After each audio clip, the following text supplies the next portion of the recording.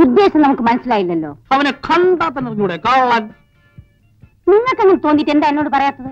നീ ഏർപ്പെടുത്തിയ ഒരാളെ പറ്റി ഞാനാണ് അഭിപ്രായം പറയുന്നത്. അല്ലെങ്കിൽ തന്നെ ഞാൻ പറഞ്ഞിട്ടുള്ള ഏതഭിപ്രായമാണ് സാർ സ്വീകരിച്ചിട്ടുള്ളത്? അയാളാണ് ആ കൃത്യനിഷ്ഠക്കാരൻ. കൃത്യസമയത്തിന് വരും. മാസം അകത്തോട്ട് എങ്ങനെ വിളിച്ചിരുന്നട്ടെ. ആ കാട്ടുകളിൽ എന്താ പറയുന്നത് നമുക്കൊന്ന് അറിയണമല്ലോ. ഞാനും മാറി നിൽക്കാം. എന്നെ വെറുതെ സംശയിക്കണ്ട. നിങ്ങൾ എന്തിനാ പേടിക്കുന്നത്? അവനത് ബെറ്റ് വെച്ചിട്ടുണ്ടോ? എന്തോന്ന് ബെറ്റ്? ഞാൻ അവനെ ആദ്യം കാണുന്നതാണ് ഇവിടെ വെച്ച.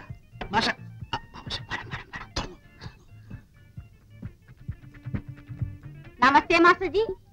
ആയിയേ ബൈഠിയേ. എനിക്ക് നല്ല സുഖമില്ല.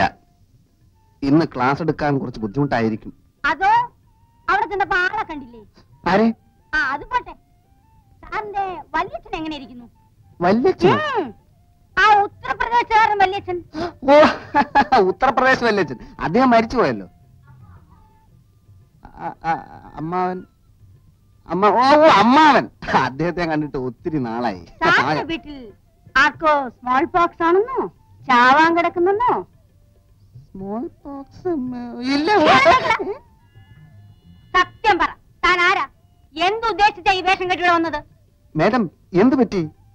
ചോദിച്ചതിന് മറുപടി പറഞ്ഞില്ലേ ഇപ്പൊ ഞാൻ പോലീസ് പിടിച്ചു കൊടുക്കും. മേഡം, അതിന് ഞാനിവിടെ മോഷ്ടിക്കാൻ വന്നതല്ലോ.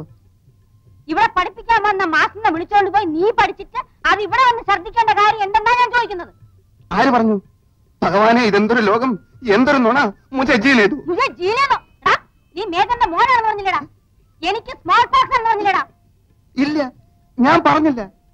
ഞാൻ അങ്ങനെ പറഞ്ഞതായി ഏത് തെണ്ടിയാണ് മേരത്തോട് പറഞ്ഞത്? ഞാൻ തന്നെയാണ് ആ തെണ്ടി. അടിച്ച് നിന്റെ കരണക്കുറ്റിയും പൊട്ടിച്ചോളൂ. തന്നെ ഇവിടെ കെട്ടിയെടുത്തിട്ടുണ്ടല്ലേ? തന്നെ ഞാൻ പുറത്ത് വെച്ച് കണ്ടോളാം. അന്ന് നിന്റെ ജാവമായിരിക്കും. കൊല്ലും ഞാൻ. എന്റെ സ്റ്റുഡന്റിന്റെ മുമ്പ് വെച്ച് എന്നെ അവമാനിക്കല്ലേ മേഡം? അയ്യോ മേഡം. ഇനി ഈ റോഡിൽ നിന്നെ കണ്ടുപോരുത്. ഭഗവാനെ, ഇങ്ങനെ ഒരു കള്ളന്മാര്. ഇപ്പൊ മനസ്സിലായോ ഓരോരുത്തന്മാരുടെ തനിനിറം? വീട്ടിലുള്ള ആണുങ്ങളോട് ആലോചിക്കാതെ ഓരോരോ തോന്നിവാസങ്ങൾ കാണിച്ചാല് നാട്ടിലുള്ള കള്ളന്മാര് കയറി വീട് ഭരിക്കും. മനസ്സിലായോ? അറിയാതെ ഒരു അബദ്ധം പറ്റിപ്പോയി. ഇനി അതും പറഞ്ഞിട്ട് കൈ ഭരിക്കാൻ വരരുത്, പറഞ്ഞേക്കാം.